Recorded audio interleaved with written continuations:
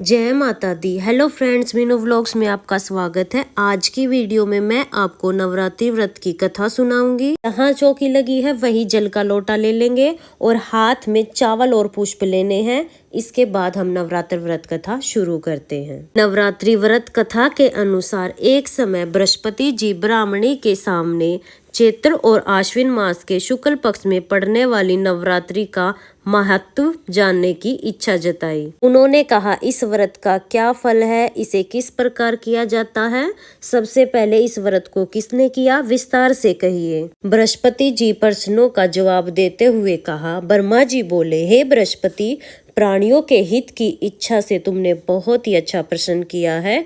जो इंसान मनोरथ पूर्ण करने वाली माँ भगवती दुर्गा, महादेव, सूर्य और नारायण का ध्यान करते हैं वे धन्य हैं। यह नवरात्र व्रत संपूर्ण मनोकामनाओं को पूर्ण करने वाला है। इस व्रत को करने से पुत्र प्राप्ति, सुख, धन, विद्या और सुख की प्राप्ति होती है।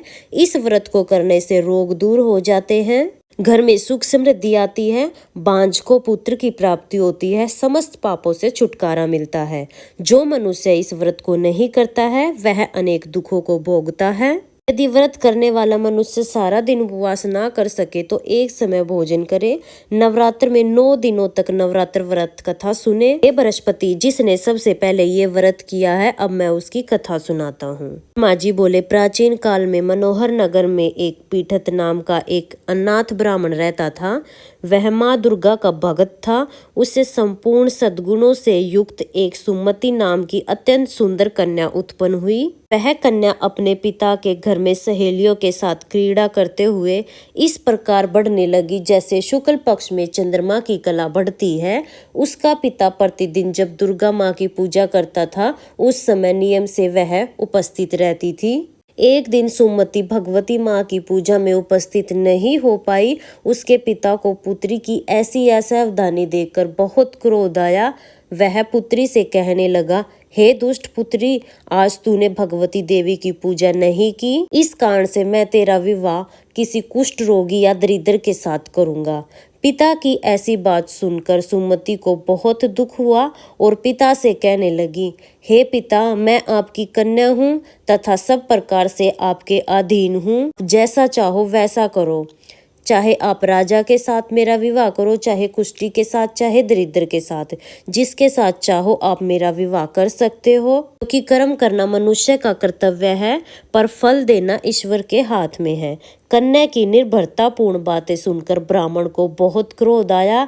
अपनी कन्या का विवाह उसने एक कुष्ठी के साथ कर दिया। अत्यंत क्रोधित होकर पुत्री को कहने लगा, हे पुत्री, अपने कर्मों का फल भोग।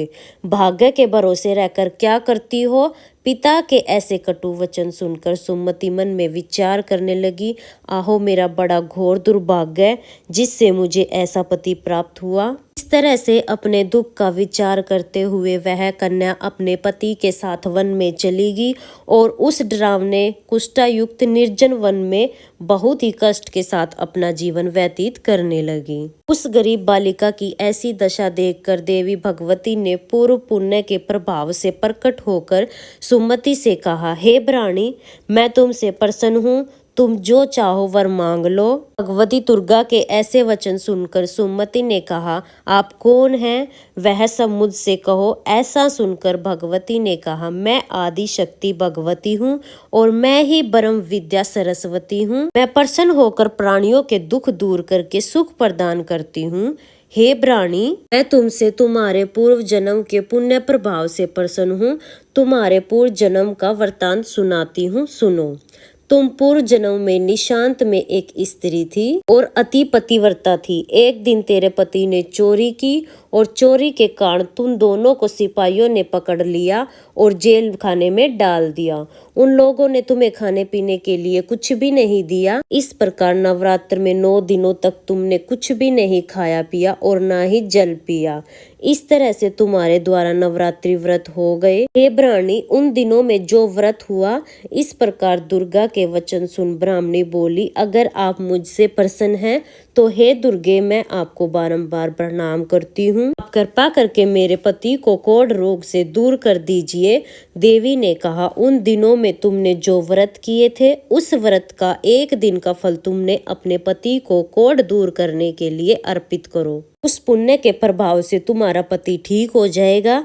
इस प्रकार देवी के वचन सुनकर ब्राह्मणी प्रसन्न हुई और पति को निरोग करने की इच्छा से जब उसने ठीक है कहा, ऐसा वचन कहा, तब उसके पति का शरीर भगवती माँ की कृपा से रोग से रहित हो गया। ब्राह्मणी ने अपने पति को देखा तो माँ की स्तुति करने लगी और कहने लगी, हे दुर्गे, आप दुर्गति को दूर करने वाली हो, तीनों लोकों का संताप हरण करने वाली हो, समस्त दुख दूर करने वाली हो, रोगी मनुष्य के रोग दूर करने वाली हो, प्रसन्न हो, मनवांछित फल देने वाली हो और दुष्टों का नाश करने वाली हो। हे जगत माता अम्बे, मूर्ज निरपराध अबला को मेरे पिता ने एक कुष्ठी मनुष्य के साथ मेरा विवाह करके घर से निकाल दिया था। पिता से निकृष्ट निरंजन वन में विचरण कर रही हूँ। आपने मेरा इस विपदा से उद्धार किया है। हे देवी, मैं आपको प्रणाम करती हूँ, मेरी रक्षा करो। उस ब्राह्मणी की ऐसी स्तुति सुनकर माँ बहुत प्रसन्न हुई और उस ब्राह्मणी से कहा, तेरे उद्दालक नाम का एक अति बुद्धिमान, धनवान, कीर्तिवान पुत्र शीघ्र उत्पन्न होगा। ऐसा वर देकर भगवती देवी ने ब्राह्मणी से फिर कहा, और जो कुछ तुम्हारी इच्छा है वह तुम मांग लो। सुमति ने कहा, हे भगवती देवी दुर्गे, आप मुझ पर प्रसन्न हैं तो कृपया मुझे नवरात्र व्रत की विधि विस्तार से बताइए। ब्राह्मणी के ऐसे वचन सुनकर माँ दुर्गा ने कहा, हे ब्राह्मणी, मैं तुम्हें संपूर्ण पापों को दूर करने वाले नवरात्र व्रत की विधि बताती हूँ। चैत्र और आश्विन मास की प्रतिपदा से 9वीं तक व्रत करें। यदि दिन भर व्रत ना कर सके तो एक समय भोजन करें। शुभ मुहूर्त में घट स्थापना करें और वाटिका बनाकर प्रतिदिन जल सींचे। महाकाली, महालक्ष्मी और महासरस्वती तीनों मूर्तियों को स्थापित करें और उनकी विधि पूर्वक पूजा करें। बिजोरे के फल के अर्घ देने से रूप की प्राप्ति होती है। जाय से अर्घ देने से रूप की प्राप्ति होती है। आंवले से सुख की प्राप्ति होती है।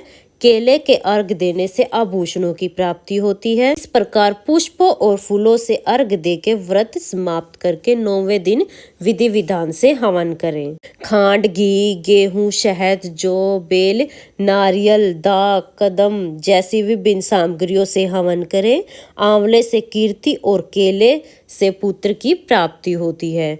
कमल से राज, सुख और सम्मान की प्राप्ति होती है। दाकों से संपदा की तथा फल से होम करने से मनोवांछित फल की प्राप्ति होती है। व्रत करने वाला मनुष्य इस विधान से होम कर आचार्य को अत्यंत नम्रता से प्रणाम करे। सिद्धि के लिए उसे दक्षिणा दे।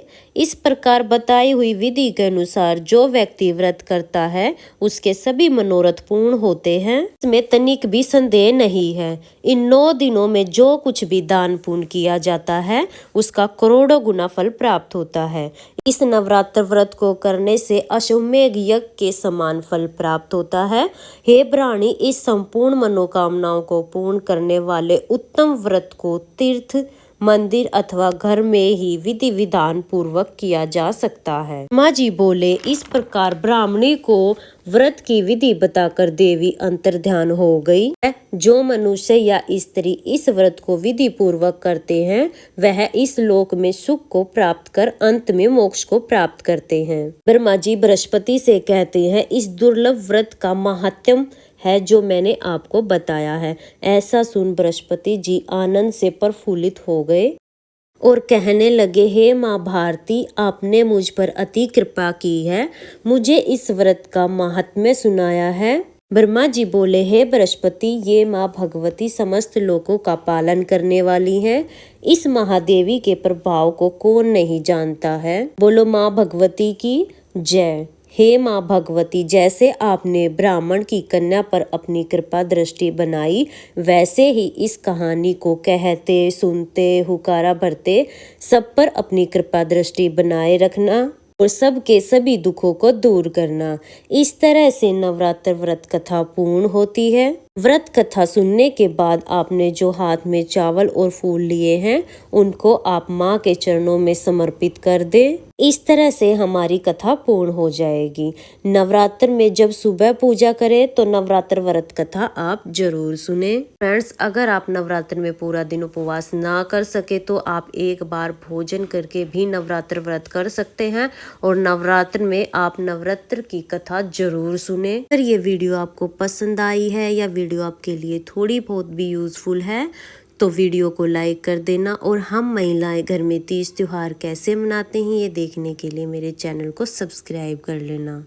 और नवरात्र से रिलेटेड सभी वीडियोस चैनल पर आ चुकी हैं, एक बार उनको भी आप वो जरूर करना। माता रानी की कृपा आप पर और आपके परिवार पर सदा बनी रहे। मिलेंगे किसी और नई वीडियो में, तब तक के लिए जय माता दी।